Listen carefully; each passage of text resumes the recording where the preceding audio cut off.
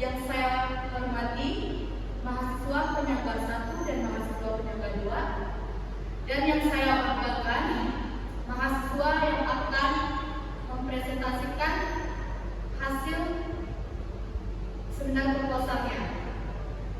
Baiklah, sebelum Mbak Laura mempresentasikan hasil seminar proposalnya, terlebih dahulu silakan Mbak Laura untuk berdoa biar seminarnya berjalan dengan lancar. Silakan Kak. Terima kasih atas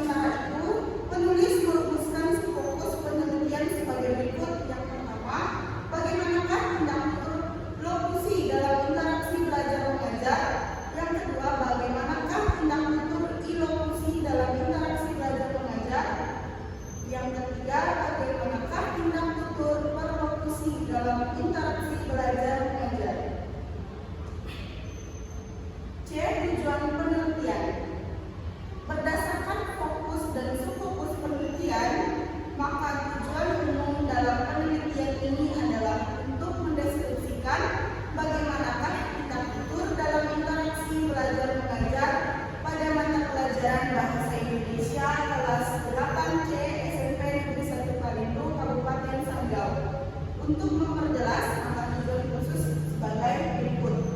Yang pertama, mendeskripsikan tindak tutur lokusi dalam interaksi belajar mengajar. Yang kedua, mendeskripsikan tindak tutur ilokusi dalam interaksi belajar mengajar.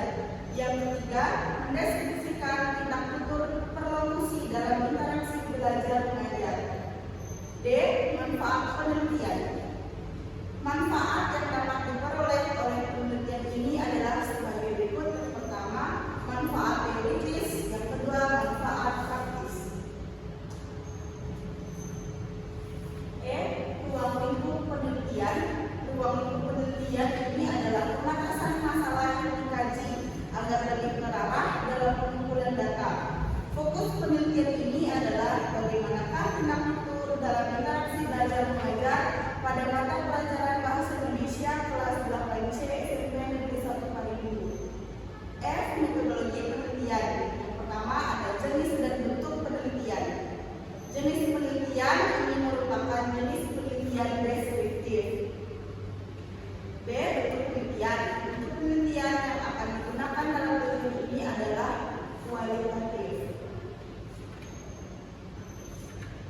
Yang kedua, latar penelitian. Latar pada penelitian ini adalah SMP Negeri 1 Pariguru, Kabupaten Sanggau, yang terletak di Jalan Merdeka Bogor, Kecamatan Pariguru.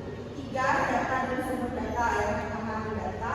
Data penelitian berupa kata-kata yang terkait dalam tindak tutur interaksi belajar mengajar. Selain itu, data pada penelitian ini juga berupa tentang informasi implementasi hasil penelitian pada pembelajaran bahasa Indonesia kelas 8 SMP Negeri 1 Pariguru tahun ajaran 2024-2025 semester ganjil. Yang B, sumber data. Sumber data dalam penelitian ini berupa tindak tutur dalam interaksi belajar mengajar antara guru dan siswa pada mata pelajaran bahasa Indonesia kelas 8C SMP Negeri 1 Pariguru dengan jumlah 25 orang siswa dan 1 orang guru mata pelajaran bahasa Indonesia. 4. Teknik dan alat pengumpulan data. A. Teknik pengumpulan data. Pertama, teknik perekaman. Yang kedua, teknik studi dokumenter. B. Alat pengumpulan data. Yang pertama ada alat rekam, yang kedua dokumen. Tindak tutur dalam interaksi belajar mengajar. A. Tindak pragmatik. Pragmatik merupakan bidang kajian yang kemunculannya baru berkembang yang digagaskan oleh Morris. Pada awal mulanya, pragmatik belum dibicarakan sebagai kajian kebahasaan. Morris tahun 1995 membuka pandangan baru terhadap kajian pragmatik yang kemudian dilahirkan oleh Austin sebagaimana dijelaskan oleh Julian Toro tahun 2020 halaman 7. Pragmatik merupakan bidang kajian yang membahas mengenai makna yang terdapat dalam kalimat-kalimat yang diujarkan oleh seseorang sesuai dengan kondisi pada saat kalimat tersebut diutarakan. B. Hakikat tindak tutur. Tindak tutur adalah segala tindak yang dilakukan seseorang dalam berbicara. Menurut Austin dalam DP tahun 2023 halaman 9 mengatakan bahwa ketika berlangsungnya sebuah komunikasi, segala bentuk informasi yang disampaikan atau yang dituturkan seorang penutur telah menyampaikan maksud dan tujuan yang akan dibahas oleh pendengarnya. Pertama, jenis tindak tutur. Tindak tutur sudah mulai dilakukan sejak manusia dalam kandungan. Menurut Austin, mewujud tahun 2019 halaman 163 menyebutkan bahwa dalam tindak tutur terbagi menjadi 3, yaitu tindak tutur lokusi, tindak tutur ilokusi, dan tindak tutur berlokusi. Maka dari teori tersebut dapat dikatakan sebagai berikut. Yang pertama ada tindak tutur lokusi dan tindak tutur ilokusi. 2. Konteks tuturan. Konteks tuturan adalah suatu ujaran dari seorang penutur terhadap mitra tutur ketika sedang berkomunikasi.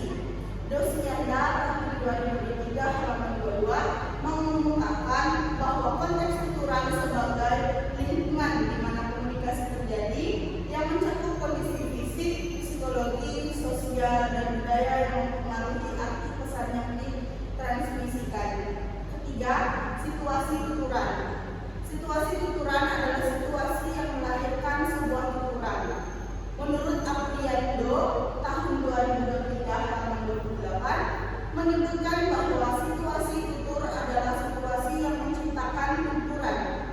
Situasi tutur sangat penting dalam kajian pragmatik karena situasi tuturan memungkinkan lawan bicara untuk menjelaskan dan memahami makna dari pernyataan tersebut. Baiklah, sekian paparan hasil proposal penelitian saya kembalikan kepada moderator.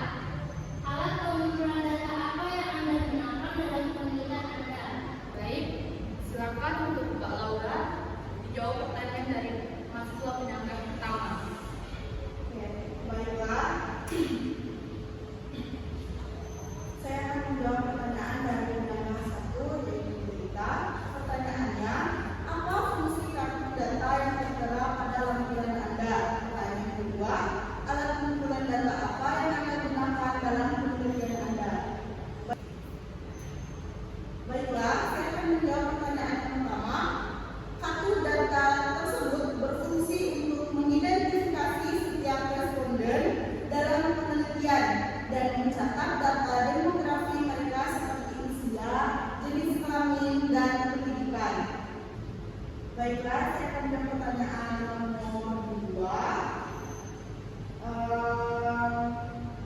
Alat pengumpulan data apa yang Anda gunakan dalam ujian Anda?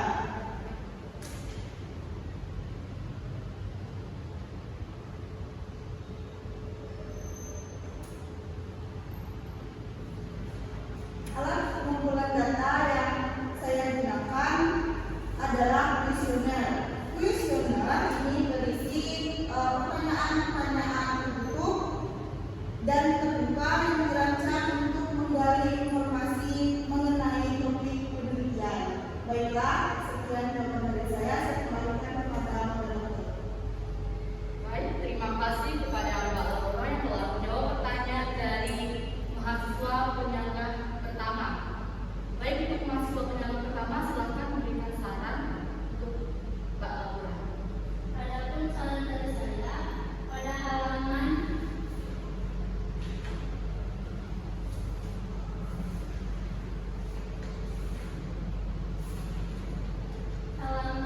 3 terdapat garis strip yang seharusnya tidak menggunakan strip, dan kesalahan tersebut terdapat pada halaman 12.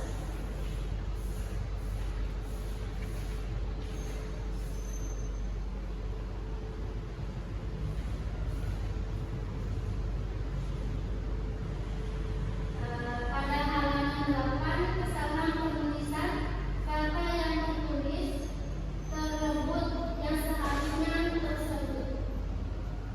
Sekian, terima kasih dan saya kembalikan ke moderator. Baik, terima kasih kepada mahasiswa penyangga pertama. Kita lanjut ke mahasiswa penyangga kedua. Silakan. Baik, terima kasih kepada moderator. Yang terhormat, Ibu Novita Mawar dan Dosen Pendidikan selaku dosen penyangga pertama. Yang saya hormati, Ibu Fathiani Safira Clara Magister Pendidikan selaku dosen penyangga kedua. Dan yang berbahagia pada hari ini, saudari Ernesta Laura Desnatali yang sedang melangsungkan seminar dosen pendidikan. Adapun pertanyaan yang ingin saya sampaikan kepada saudari, yang pertama, bagaimana cara Anda mengukur keaktifan siswa dalam interaksi belajar mengajar selama penelitian? Dan pertanyaan yang kedua, apa alasan Anda memilih fokus pada tindak tanduk inklusi dalam penelitian? Sekian pertanyaan dari saya kembalikan kepada moderator. Baik, terima kasih kepada mahasiswa penyangga kedua atas pertanyaannya. Untuk Mbak Laura, silakan untuk menjawab pertanyaan dari mahasiswa penyangga kedua. Baik, terima kasih mahasiswa penyangga kedua, Ibunya Eva atas pertanyaannya. Baiklah, pertanyaan yang pertama, bagaimana cara Anda mengukur keaktifan siswa dalam interaksi belajar mengajar selama penelitian ini?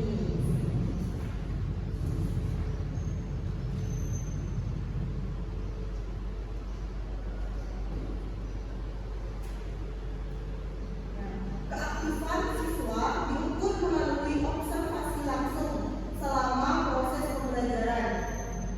Saya menggunakan alat terekam untuk mendokumentasi interaksi antara guru dan siswa, mencatat momen-momen di mana siswa memberikan respon, bertanya, atau berpartisipasi dalam diskusi. Selain itu, saya juga melakukan wawancara dengan guru untuk mendapatkan perspektif lebih lanjut mengenai keaktifan siswa dalam kelas. Untuk pertanyaan yang kedua, apa alasan saya memilih fokus pada tindak tanduk inklusi dalam penelitian ini?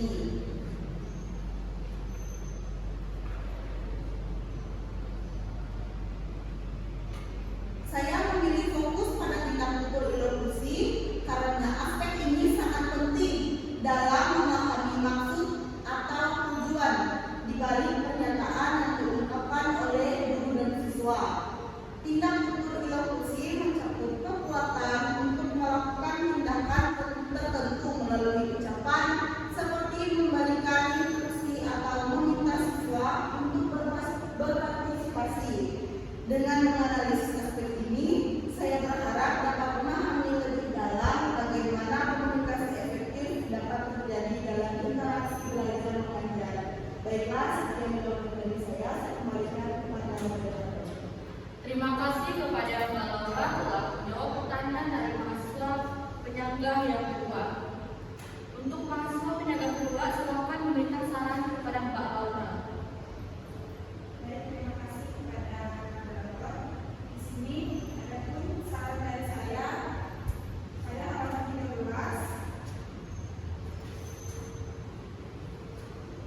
Terdapat kesalahan penulisan yaitu dokumenter seharusnya dokumenter. Sekian dari saya kembalikan kepada moderator. Baik, terima kasih kepada mahasiswa penyangga yang kedua. Selanjutnya, kita akan beralih ke pertanyaan konklusif penyangga 1 dan 2. Untuk Mbak Laura, bersiap? Apakah Mbak Laura narik nafas dulu biar bisa menjawab pertanyaan dosen? Sudah siap? Baik. Di sini kan Mbak Laura tidak betul dalam interaksi belajar pada mata pelajaran Bahasa Indonesia kelas 8C SMP Negeri 1 Parigum dengan kajian tematik ya. Oke. Nah, di sini saya ingin bertanya, apa alasan Anda memilih fokus penelitian pada tindak tutur antara guru dan siswa dalam pembelajaran bahasa Indonesia? Apa alasan Anda? Terima kasih atas pertanyaannya. Apa alasan saya memilih fokus penelitian pada tindak tutur antara guru dan siswa dalam pembelajaran bahasa Indonesia? Baiklah,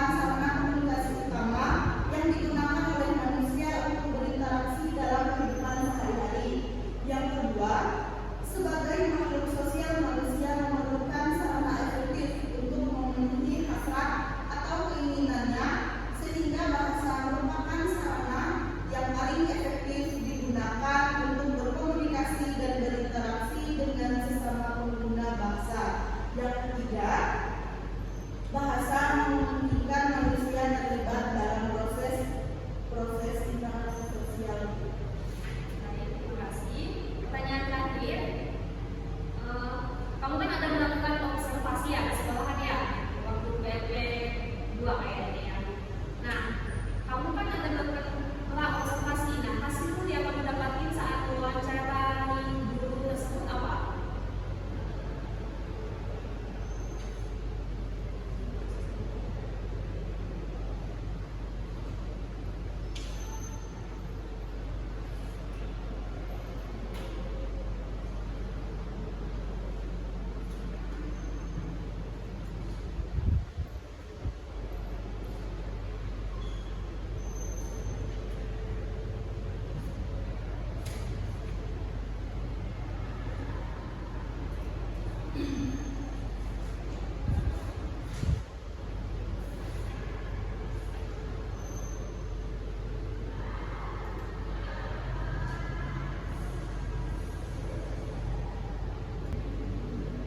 Baik Ibu, berdasarkan pada hasil praobservasi yang dilaksanakan pada hari Rabu 8 Oktober 2024 dari hasil wawancara bersama Bapak Ulil Yasin mengungkapkan bahwa selama pelaksanaan pembelajaran bahasa Indonesia, siswa di kelas begitu tidak pasif.